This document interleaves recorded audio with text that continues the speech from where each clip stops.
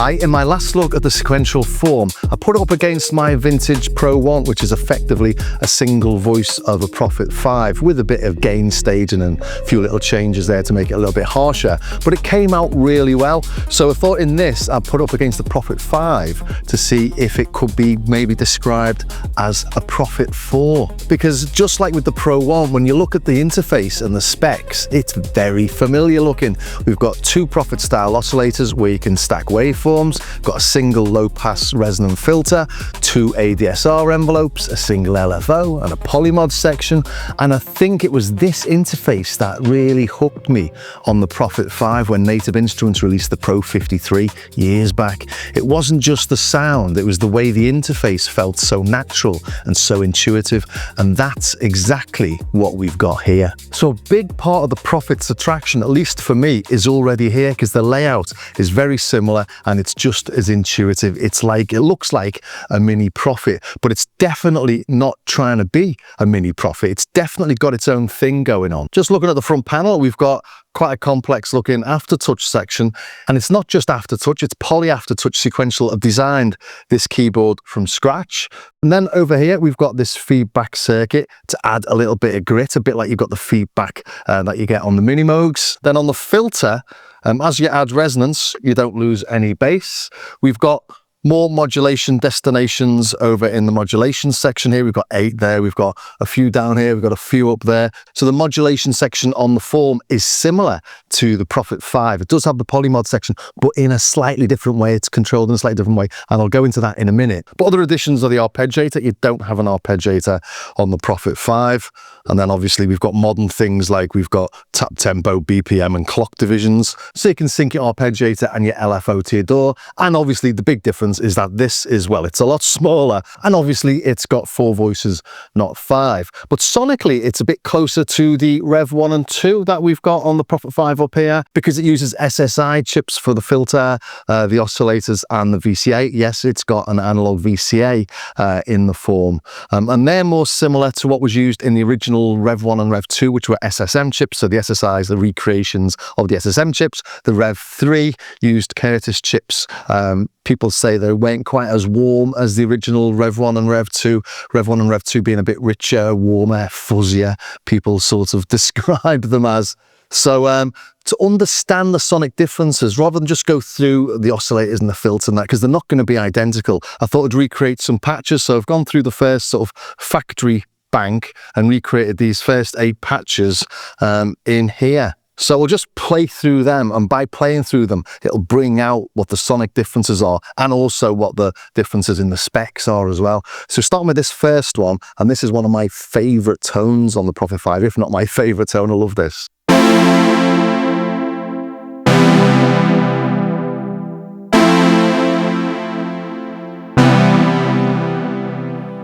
So it gets very close, doesn't it? It's a very simple tone. We've only got 2 sawtooths in there, slightly detuned with a little bit of LFO on oscillator 1. And as I was programming it, I realized that the envelopes weren't quite the same. If you listen to the release, although they're the same length and the duration of that release is about the same, the rate of drop-off is different. So I did take a look at that. And on this graph, you can see there's a definite difference between the Prophet 5 and the FOURM. And after seeing that, I realized I'm never going to get them to sound identical on lots of tones. So that's when I gave up trying to make it absolutely identical, because this one almost is.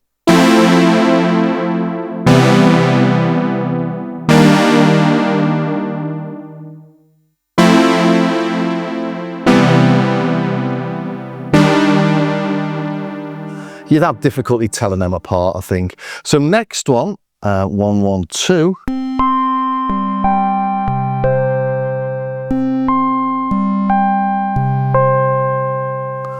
So they're pretty close. It's quite an interesting patch, this actually. It uses the PolyMod section to modulate the pulse width of A using the filter envelope. So when the key's pressed down, the pulse width is tiny, so it's almost inaudible. Let's just listen to A on its own.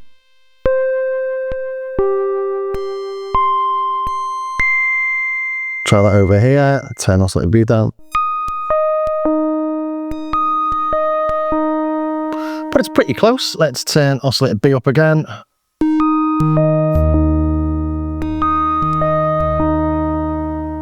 Pretty indistinguishable again, aren't they? Just little things when you're trying to make that, and notice the envelopes there again were slightly different, but again, like with the first one, you'd have difficulty telling them apart, wouldn't you? Let's go to the next one, 113.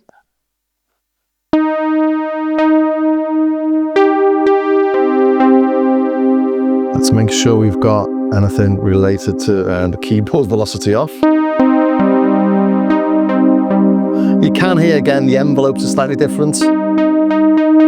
Let's just try and make that a bit longer and drop that down a bit.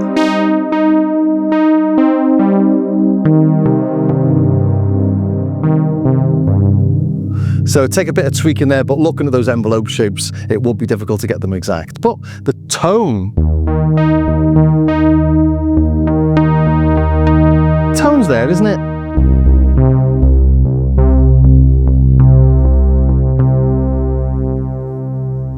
Just check that key tracking's the same. Yeah, full. You can have this on full, half, quarter, or off. And this is just off, full, and half. But we're in the same ballpark, aren't we? Next one. Again, this is quite an interesting tone in that it uses the PolyMod section, this time to modulate the frequency of oscillator A with oscillator B.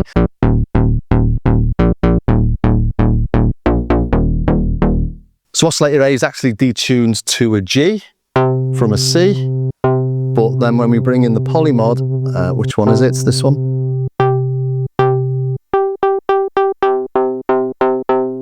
It comes down to the C. And it does exactly the same on the form.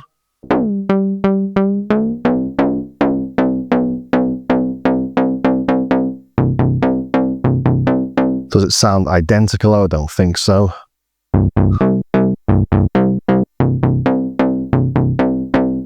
But still in the same ballpark, I'd say. Completely different synths might not get anywhere near that close. Let's bring in oscillator B.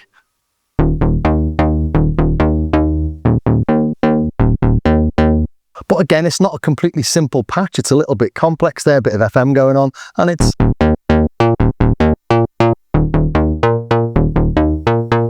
a nice way of adding a little bit of grit to it. Now this one was the hardest. Let's take off the Aftertouch, shall we? Whoops.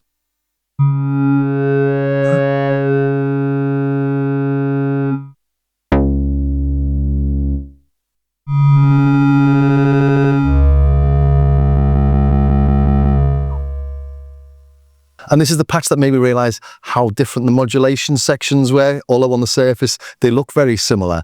Because with this one, you can have an initial amount on the LFO and then you can add to that with the mod wheel, whereas down here, if you've got it set to direct, which is red, or mod wheel blue, you can only have it direct, mod wheel, or off. So there's a lot more differences in the modulation than you might expect, actually. These 8 destinations, for example, could all be in the PolyMod section and down here in the wheel mod section, but they can't be turned on both at the same time. So on this, for example, it starts off with a bit of LFO, but then we add some more. You can't do that on the form. And also, it's got some modulation of the filter with oscillator B. So if you wanted to add that LFO as an initial direct modulation, you put it up here, for example. It's like moving this knob up to there. It would then be on the filter as well.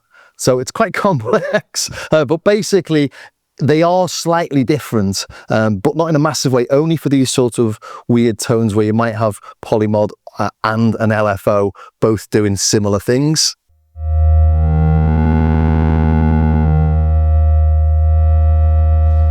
But you can still get a similar sort of weird tone.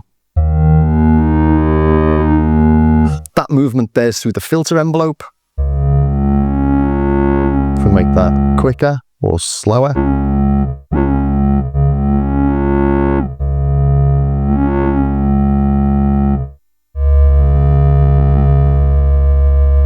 And some of that LFO that you can hear on there is just the PolyMod.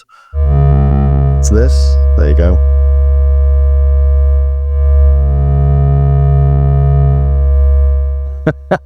So I know that sounds confusing, and it was trying to work out what was going on, but yeah, they are slightly different. Anyway, next patch, 116. What's this one? Oh, this is a brassy thing.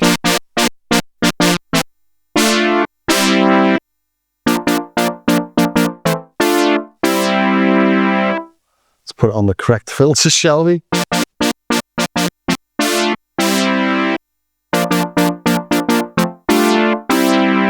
Simple patch, doesn't sound identical, but it's doing the same sort of thing. Next one, what's this? I think this was another pretty simple one as well. Whoops.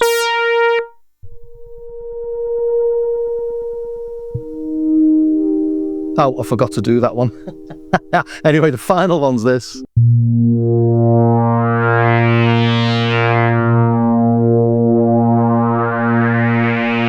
It's in the same ballpark, isn't it?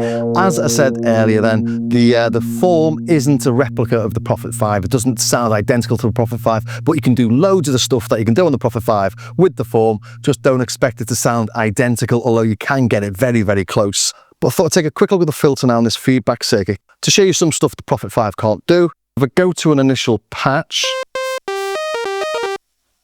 actually this patch here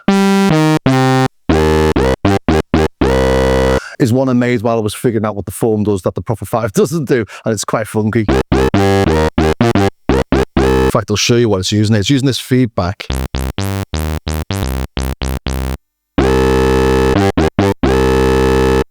But turn that off then, and go to a standard sawtooth. If we add the feedback, let's just turn it down to 0. I'll show you what it does as you add it.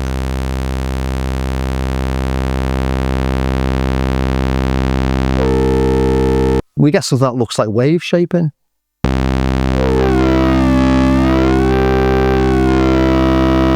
And then turn that off for a second, and if we the filter, we add some resonance, we're not losing any bass or any volume at all. We turn this down.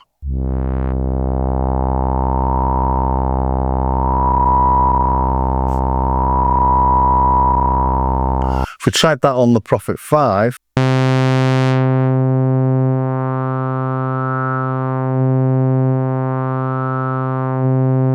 we're losing that volume as we add resonance.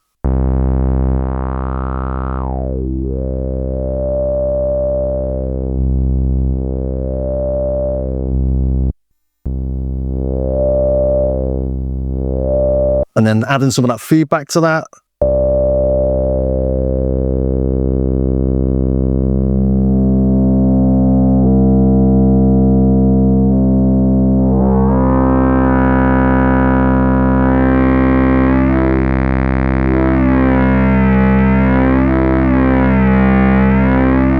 All sorts of dirty, nasty things you can do that you can't do on the Prophet 5.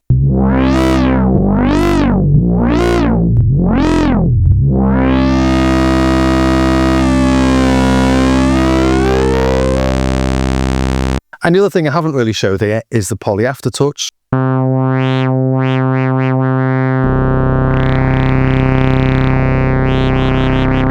Just showing it works, really.